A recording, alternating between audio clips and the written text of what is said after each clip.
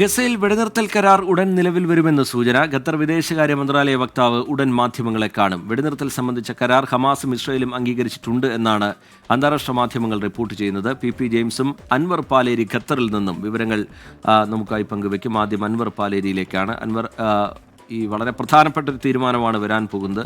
ഈ വലിയൊരു യുദ്ധകാലം, അതിൽ തന്നെ ഉണ്ടായ നാശനഷ്ടങ്ങൾ, കണ്ണീരിൻ്റെ കഥ, ഇതൊക്കെ നമുക്കറിയാവുന്നതാണ്. അതിനിടയിൽ വെടിനിർത്തൽ കരാർ പ്രാബല്യത്തിലാവുക എന്നത് വളരെ പ്രധാനപ്പെട്ട കാര്യമാണ്. ഇപ്പോൾ ഈ മധ്യസ്ഥത വഹിക്കുന്ന ഖത്തർ എന്താണ് ഏറ്റവും ഒടുവിലായി ഇതുമായി ബന്ധപ്പെട്ട് അറിയിക്കുന്നത്? റീജിത്ത്, തീർച്ചയായും നമുക്കറിയാം, കഴിഞ്ഞ ഒരു വർഷത്തിലധികമായി, സത്യത്തിൽ 2023 ഒക്ടോബറിൽ തുടങ്ങിയ ആക്രമണത്തിൽ ഇതുവരെ 46,000 ഫലസ്തീനികളാണ് വളരെ ക്രൂരമായി കൊല ചെയ്യപ്പെട്ടത്.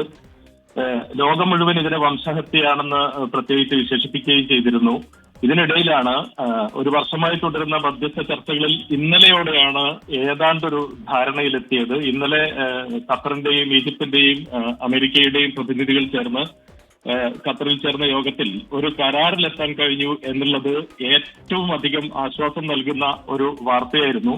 എന്നാൽ ഇക്കാര്യത്തിൽ വെടിനിർത്തൽ പ്രഖ്യാപിക്കാൻ പോകുന്നു എന്നുള്ള തരത്തിൽ പലതരത്തിലുള്ള വാർത്തകളും അന്താരാഷ്ട്ര മാധ്യമങ്ങൾ നൽകിയിരുന്നെങ്കിലും ഇന്ന് രാത്രിയോടെയാണ് നമുക്ക് ഇത് സംബന്ധിച്ച ഒരു സ്ഥിരീകരണം ലഭിക്കുന്നത്. ഇതാദ്യമായി സോഷ്യൽ മീഡിയയിലൂടെ അറിയിക്കുന്നത് നിയുക്ത അമേരിക്കൻ പ്രസിഡന്റ് ഡൊണാൾഡ് ട്രംപ് തന്നെയാണ്. ബന്ദികളുടെ മോചനം ഉടൻ ഉണ്ടാകുമെന്നും ബന്ദി കൈമാറ്റത്തിന് ധാരണയിലെത്തിയതായുമാണ് ഡൊണാൾഡ് ട്രംപ് ട്വീറ്റ് ചെയ്തത്.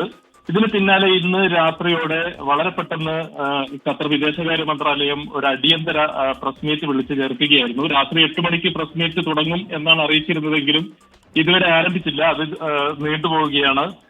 ഇതുവരെ കിട്ടിയ വിവരങ്ങളനുസരിച്ച് തടവുകാരെ, ബന്ദികളെ കൈമാറാൻ ധാരണയിലെത്തിയിട്ടുണ്ട്. അതുപോലെ തന്നെ സെൻട്രൽ ഗസയിൽ നിന്നും ഇസ്രായേൽ സൈന്യം പിൻവാങ്ങാനും ധാരണയിലെത്തിയിട്ടുണ്ട്. ഏകദേശം 3 ആഴ്ച കൊണ്ട് ഈ തടവുകാരുടെ കൈമാറ്റം നടക്കും എന്നാണ് ഹമാസ് അംഗീകരിച്ചിരിക്കുന്ന കരാർ പ്രകാരം. ഹമാസ് അങ്ങനെ ഒരു ധാരണയിൽ എത്തുകയും അത് ഖത്തറിനെ അറിയിക്കുകയും ചെയ്തിട്ടുണ്ട്.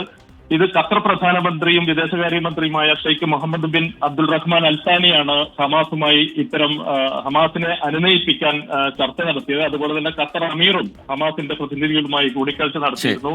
അതുപോലെ തന്നെ ഡൊണാൾഡ് ട്രംപിന്റെ പ്രത്യേക പ്രതിനിധി വിറ്റ്കോഫാണ് ഇസ്രായേലിനെ അനുനയിപ്പിക്കാനുള്ള ചർച്ചകൾക്ക് നേതൃത്വം നൽകിയത്. എന്തായാലും 33ഓളം ഇസ്രായേൽ തടവുകാരെ ഹമാസ് വിട്ടയക്കാം എന്ന് സമ്മതിച്ചിട്ടുണ്ട്.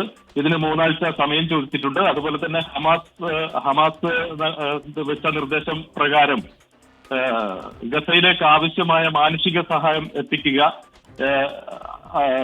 ഇന്ധനം ഉൾപ്പെടെയുള്ള മാനുഷിക സഹായം എത്തിക്കണമെന്നാണ് അറിയിച്ചിരിക്കുന്നത്. ഇത് പരസ്പരം 600 ട്രക്കുകളിൽ മാനുഷിക സഹായം എത്തിക്കാം എന്നുള്ള ധാരണയും അംഗീകരിച്ചതായി അറിയുന്നു. എന്തായാലും ഇത് സംബന്ധിച്ച ഒരു ഔദ്യോഗിക പ്രഖ്യാപനം എത്രയും പെട്ടെന്നുണ്ടാകും. വാർത്താ സമ്മേളനത്തിലുള്ള എല്ലാ സജ്ജീകരണങ്ങളും തയ്യാറാണ്. ഏതാനും മിനിറ്റുകൾക്കകം ആരംഭിക്കും എന്ന് തന്നെയാണ് പ്രതീക്ഷിക്കുന്നത്. ശരി, അൻവർ പാലേരി വിവരങ്ങൾ നൽകുകയായിരുന്നു.